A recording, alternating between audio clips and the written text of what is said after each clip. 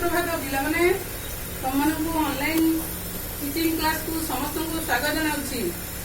तुम मैंने पूर्व क्लास रे कौन पढ़ी मन अच्छी तो प्राथमिक चिकित्सा संबंध में प्राथमिक क्यों दुर्घटना घटिले किपरि प्राथमिक चिकित्सा आम करवा ता विषय तुम निश्चय भल भाव अवगत होइथिलो। सही विषय तुम किसी गृह कार्य देती तुम कर तो निश्चय कर तुम मान प्रति विश्वास अच्छी। आज आम आउ एक नुआ प्रसंग पढ़ा।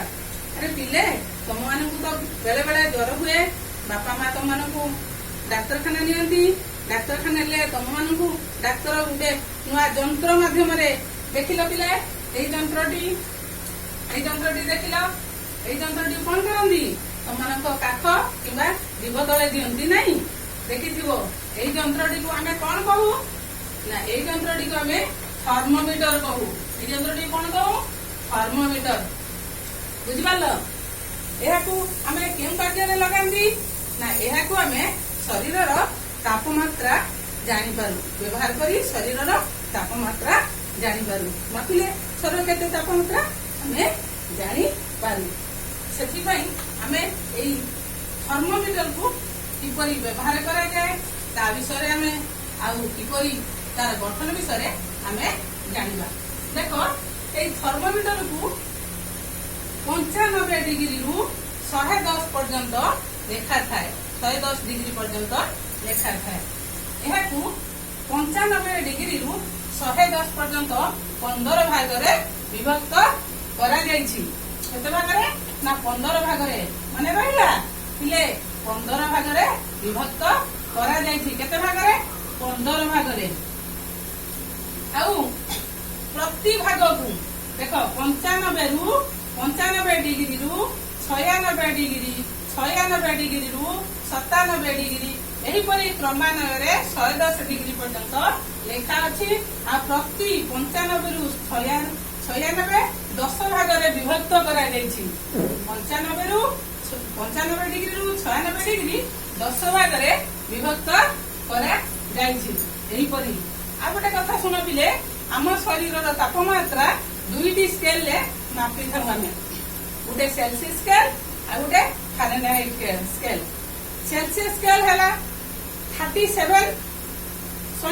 डिग्री सेल्सियस स्केल को आम शरीर तापमात्रा 37 डिग्री आउ फारेनहाइट स्केल ले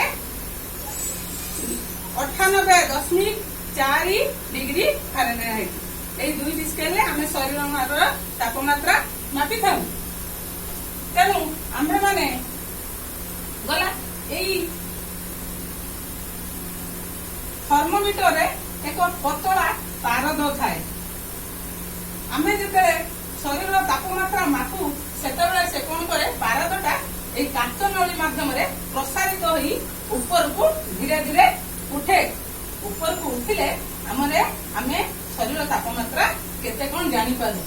एई 9 आम शरीर तापमात्रा 98.4 डिग्री फारेनहाइट सेति पई हमर एई 98 डिग्री पाखरे ए नाली गार अछि। ध्यान से देखो बहिरो 144 पेज रे तमाने देखो ए चित्रटी को भलो भाबरे लक्ष्य करो नाली गार अछि। तापरे हमर कोन तापमात्रा बढ़िबार आशंका थाए जदी सेति पई हमें कोन करंती ना शरीर तापमात्रा को मापंती बुझिपार।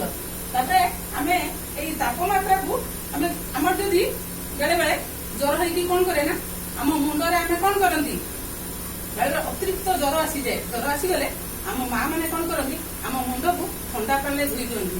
काहेकि धोई दियंती ना आम शरीर अतिरिक्त तापमात्रा है थाए सेति पई आम मुंड को धोई देले आम शरीर तापमात्रा धीरे धीरे कमी जाए। सेति पई आमे कोन करू ना मुंड को ठंडा पानी रे धोई दो।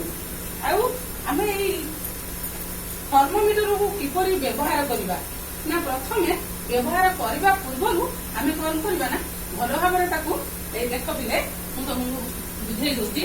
ए देखो थर्मोमीटर देखु जो पिले ए थर्मोमीटर एबे विभिन्न प्रकार मिललानी डिजिटल भी मिललानी।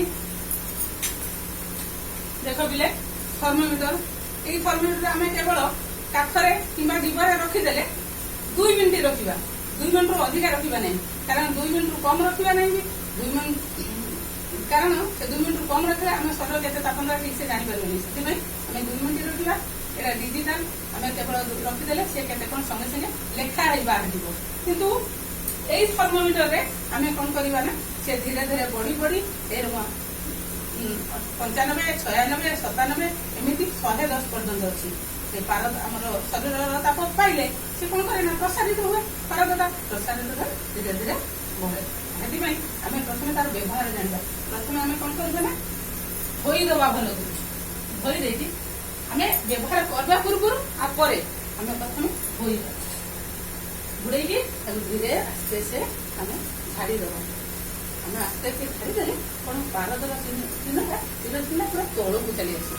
ତଳକୁ ଆସିବା ଫଳରେ ଆମେ କଣ କରିବା ନା, ଦୀପ ନଚେତ୍ କାଠ ତଳେ କଣ କରିବା ନା 2 ମିନିଟ୍ ପର୍ଯ୍ୟନ୍ତ ରଖିବା। 2 ମିନିଟ୍ ପର୍ଯ୍ୟନ୍ତ ରଖିବା ପରେ ଆମେ ଦେଖିବା ଯେ ଧୀର ଚିହ୍ନ କେତେ ପର୍ଯ୍ୟନ୍ତ ଆସିଯାଇଛି। ଆମେ ଶରୀରର ତାପମାତ୍ରା ଜାଣିପାରୁ। ଏହିପରି ଆମେ ଥର୍ମୋମିଟରକୁ ବ୍ୟବହାର କରୁ। ତମେମାନେ କଣ କରିବ ନା, ପ୍ରଥମେ ଭଲ ଭାବରେ ବହିଟିକୁ ଲକ୍ଷ୍ୟ କରିବ, ଚିତ୍ରଟିକୁ ଦେଖିବ, କଣ କେତେ ଡିଗ୍ରୀରୁ କେତେ ଡିଗ୍ରୀ ପର୍ଯ୍ୟନ୍ତ ଅଛି, କେତେ ଡିଗ୍ରୀରୁ କେତେ ଭାଗ କରାଯାଇଛି ଲକ୍ଷ୍ୟ କରିବ। ଆଉ ପଢିବ ବି, ବାରମ୍ବାର ପଢିବ। ସବୁ ଅଛି ଏ ବହିରେ। ତମମାନେ ଦେଖି ପଢିଲେ ବାରମ୍ବାର ତମମାନଙ୍କର ମନେ ରହିବ। ତାର ବ୍ୟବହାର କିପରି ବ୍ୟବହାର କରାଯାଏ ତା ମଧ୍ୟ ତମେ ଜାଣିପାରିବ। ତମମାନଙ୍କର ବାରମ୍ବାର ପଢିବା ଫଳରେ ମନେ ରହିବ। ଏହାପରେ ମୁଁ ତମମାନଙ୍କୁ କିଛି ଗୃହ କାର୍ଯ୍ୟ ଦେବି। ସେ ଗୃହ କାର୍ଯ୍ୟକୁ ତମମାନେ କରିକି ମୋ ପାଖକୁ ପଠେଇବ। ଆଜି ଏତିକି ଥାଉ, କାଲି ପୁଣି ନୂଆ ପାଠ ପଢିବା।